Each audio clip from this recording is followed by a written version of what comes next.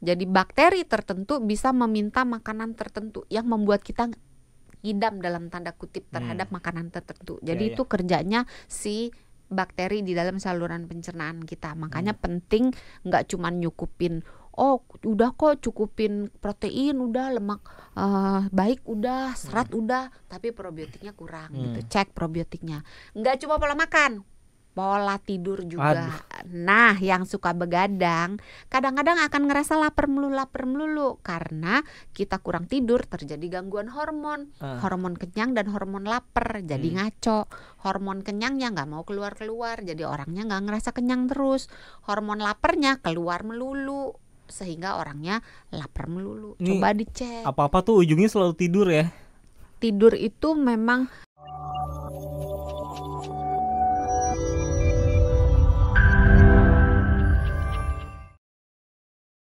Tapi kalau lihat ini mancing pertanyaan, tapi kalau nonton YouTube juga apalagi YouTube-nya ASMR ya, mancingnya bisa mancing lapar lagi. Walaupun udah makan. Itu nggak sehat loh sebenarnya kalau ngeliatin mereka makan itu ya, jangan ditiru, Masalahnya nggak tahu kenapa enak gitu nontonnya Dok, ASMR-nya gitu, nontonnya tuh kayak ini enak banget makannya gitu, mindful. Belum banget. tentu bener dimakan sih. Nah, caranya gimana kalau gitu supaya kalau kita udah makan banyak nggak bisa lapar lagi? Caranya dilihat dulu, diraba, diterawang. Uang dong. Iya. Jadi dilihat sebenarnya penyebab kita merasa lapar itu apa, dan itu dikendalikan, diberesin. Misalnya penyebab rasa lapar melulunya disertai dengan kok sering pipis ya gitu. Kok kalau apalagi terutama malam hari gitu. Atau misalnya kok berat badan agak turun ya gitu. Jangan-jangan diabetes. Tapi ini tidak mengatakan bahwa kalau nggak ada gejala rasa lapar melulu itu pasti bukan diabetes. Sebaiknya memang diabetes itu, gula darah itu sebaiknya dicek walaupun merasa sehat dan terlihat sehat. Karena diabetes pada tahap-tahap dini terutama itu jarang sekali yang memberikan keluhan, dan kalaupun ada keluhannya nggak spesifik. Salah satunya ini rasa lapar melulu gitu. Terus kalau misalnya rasa lapar melulu, makan melulu tapi nggak gemuk-gemuk misalnya, disertai dengan gemeteran. Jadi kalau moto kok handphonenya agak geter-geter gitu. Kalau megang gelas kok agak goyang-goyang gitu. Jadi ada tremor atau rasa gemetar baik yang halus maupun yang kasar. Itu hati-hati. Apalagi kalau disertai dengan kok gerah mulu ya, orang lain gak keringetan, dia keringetan melulu, terus sering berdebar-debar, jangan-jangan hipertiroid misalnya gitu. Jadi dilihat apakah disertai dengan gejala-gejala fisik lainnya nggak, gejala-gejala yang lainnya yang mengarah ke sebuah penyakit tertentu gitu. Tapi kalau misalnya nggak ada gejala apa-apa, dilihat lagi pilihan makanannya itu udah benar belum, gizinya. Apakah proteinnya cukup enggak, apakah lemaknya cukup enggak, apakah seratnya cukup enggak, apakah probiotiknya cukup enggak. Karena probiotik itu kan bakteri baik, virus baik, jamur baik yang di dalam saluran pencernaan kita dan di kulit kita. Tapi dalam hal ini kita bicara dalam saluran pencernaan kita, itu bisa minta melalui berbagai mekanisme.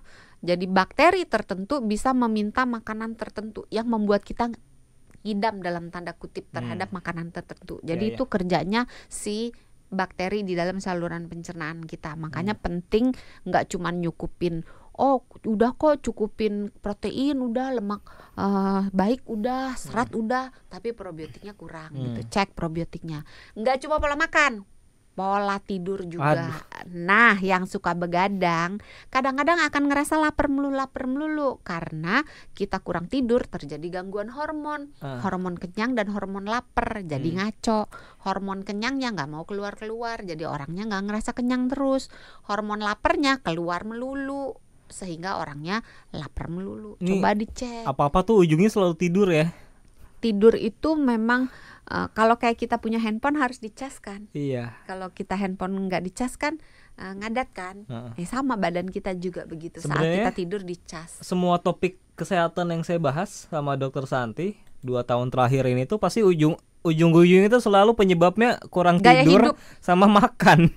Kurang tidur, makan, sama olahraga. Nah, itu sama stres. Iya, itu tuh akar dari segala. Oke, udah dijelasin panjang macam, kasih analogi, ujung-ujungnya tidur cukup, gaya hidup sehat. Coba direfleksikan sahabat Sonora, terus coba komen yang di YouTube nih. Nanti kan bisa ini ya, ngasih komen. Coba komen. Ini ada yang komen, ada yang komen di YouTube, Yohanes Jelahu, udah makan tapi lapar lagi, apa masalahnya, kan bisa makan lagi. Iya sih. Iya sih, benar, makan lagi. Tapi kan di balik makan laginya itu akan tersimpan masalah kesehatan. Kalau makan melulu pilihan makanannya sehat sih ya. Tapi kalau makanannya sehat biasanya nggak, kita kenyang puas udah gitu loh. Ini kata Pak Aryo, mungkin Wicak cacingan kalau lapar terus. Bisa cacingan bisa ya?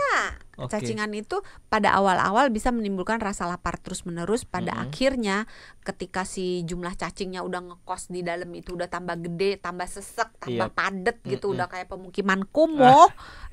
Itu biasanya nafsu makannya bisa turun. Ini ke Pak Hedi Hotip ya di WhatsApp nih.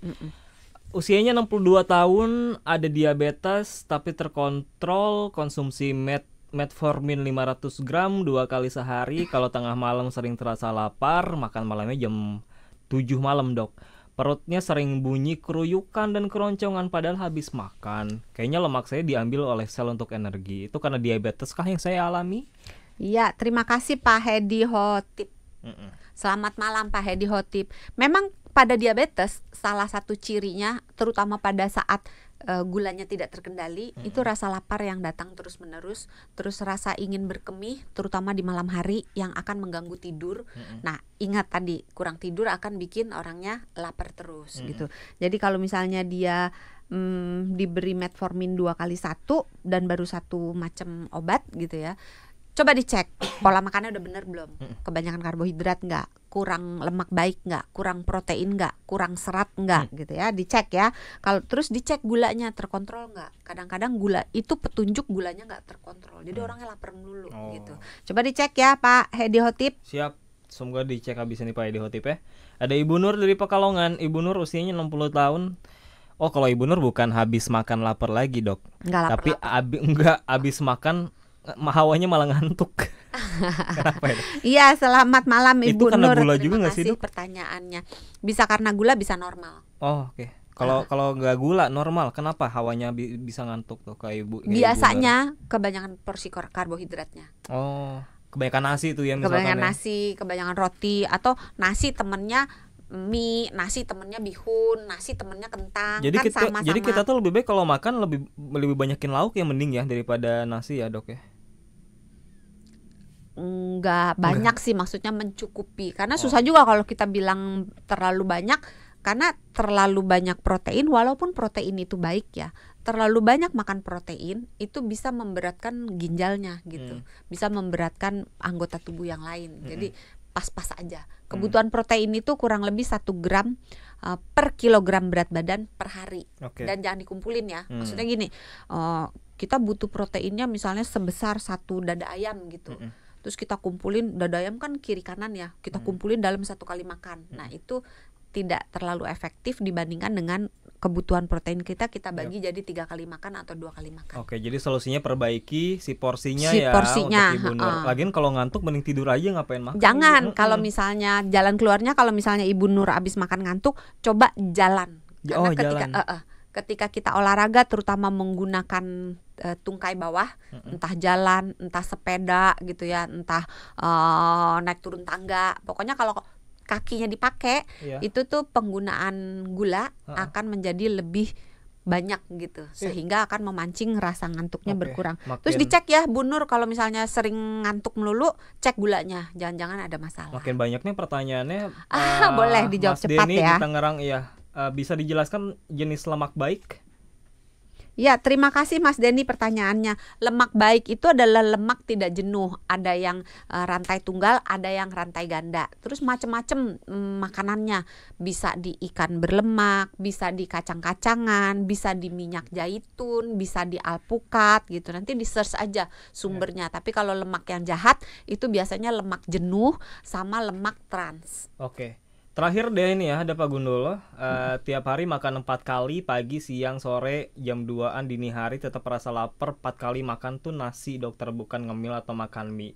BB stabil kisaran 73-75, tapi perut makin buncit. Iya, terima kasih Pak Gundolo atas pertanyaannya. Kalau makan 4 kali, makannya makan nasi, tergantung aktivitasnya. Kalau aktivitasnya biasa aja atau rendah, kebanyakan gitu ya.